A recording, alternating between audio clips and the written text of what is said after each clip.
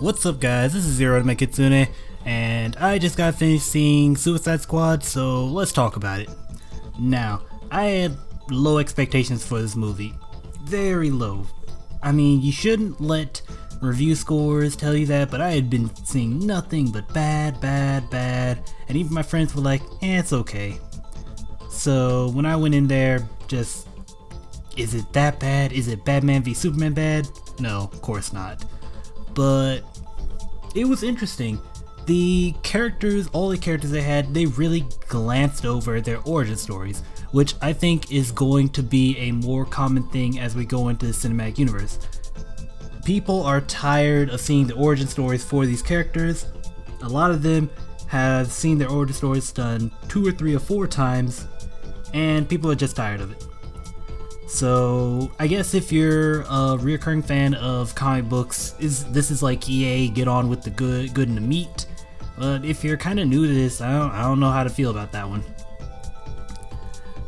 The working for the government angle really wasn't pushed that hard, because all they used it for was to say, go do this mission. That is it. There was no actually forcing the characters to go more against their innate instincts than maybe don't run. And even that barely holds up for the most part. But yeah, speaking of the villains doing what the villains do, there wasn't really that much of that. A lot of the moments in this movie, it felt like generic superhero moments. I mean, there's an occasional scene where Harley bust open a glass window to steal something, and she's like, we're the bad guys, but that was kinda it when it comes to the we're the bad guys angle. There was no taking some cops and basically shoving them to the side, except for one dude, and he's the dude they need to keep alive in order for them to stay alive. So yeah, that was really weird. And I wonder if that was one of the things that reviewers were looking at when they saw this movie. They were like, why are these bad guys actually being that evil? But speaking of being evil, this movie was pretty lighthearted, and I'm really happy at that. It's probably because DC has taken so much flack for their dark and gritty movies, and Batman v Superman may have been just the turning point when they realized, okay, we might need to dial it back a little bit. But this one had not a lot of jokes. This was no Marvel movie, but a lot more jokes, a lot more people being like, yeah, I'm badass, and a lot more just one-liners from all the cast. But then again, it's the cast they were working with. Those characters did have, one-liner material, especially Killer Croc, surprisingly. Killer Croc only speaks a couple times in the movie, and each time is pure gold. He stole the show from me. I was just waiting, what's Killer Croc gonna say next? And that was honestly surprising, and a good surprise at that. But I'm wondering if they're gonna push it any further within future movies, because I think this one could have done really well if it was just a flat-out R-rated movie and there was blood, gore, and cursing all over the place, because that's kind of what I expected, but it wasn't an R-rated movie, so I was like, nah, I'm not gonna get any of that. And didn't. Speaking of R-rated though, oh my god, Harley Quinn, oof. If you're like an old school anime series fan, this ain't your Harley. That ain't your Harley, and that ain't your Joker. So that ain't no one's Joker. It was a surprisingly good take on the Joker, because a lot of people were bashing that ever since the reveal of Super Tats, the edgelord Joker. But in the end, he pulled off the role fairly well. I won't say it's my favorite interpretation of the Joker, but it's actually a pretty good one. Harley Quinn, on the other hand, I loved her and I disliked her, at least early on. Quickly, I ended up like, yeah, this Harley's great, this Harley's perfect.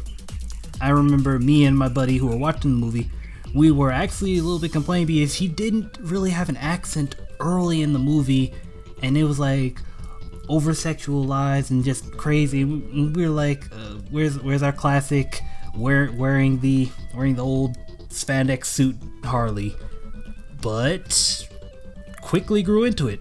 And now I've read New 52 Harley, so I was already prepared. And I was like, yeah, this is Harley, so I liked it. Now, one of my friends did not like the fact that this Harley was still dependent on the Joker, because in the comics it's kind of swayed, and now she's not about the Joker anymore. I don't know. I'm an old school man. I liked the fact that they still included the whole Harley Joker relationship.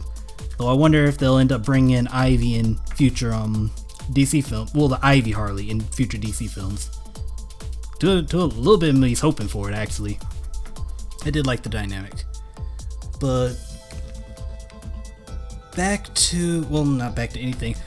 Briefly, let's talk about the action. The action was okay, and I think I'm feeling that way about all DC movies.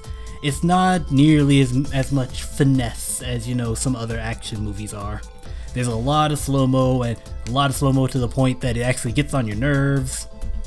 There are characters like Deadshot and Harley Quinn who get the action right. It's pretty swift, it's fun, they're a little bit stylish with it, even though in the DC universe you can't be too stylish. You're not doing 10 million backflips while shooting your guns.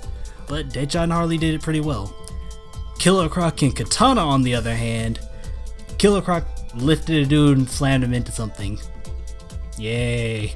And Katana, it felt like she was like the least skilled out of the Suicide Squad, despite her being like the insurance policy. If any of y'all get on the line, she's gonna cut you down.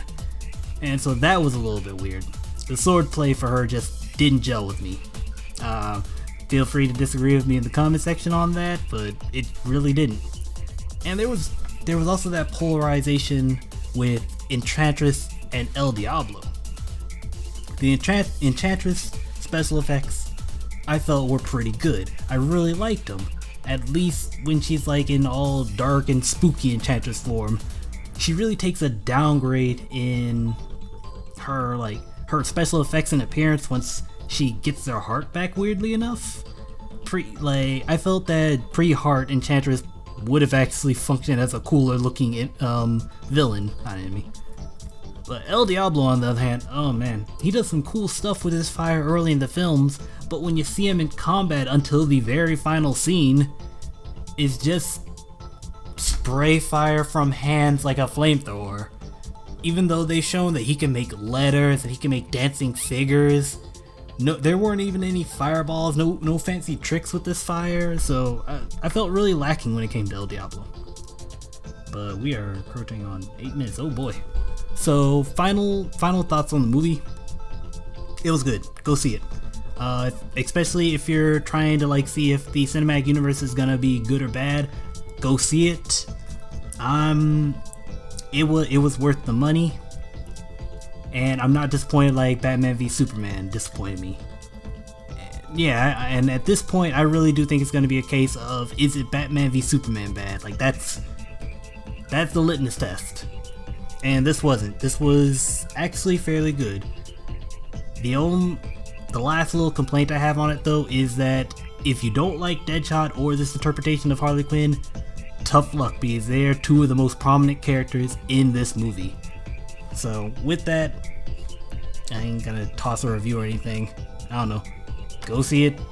Tell me if you liked it. If you're a bigger comic book fan than me, put in the comment section anything they fucked up or if they did perfect, and I'll see you guys next time.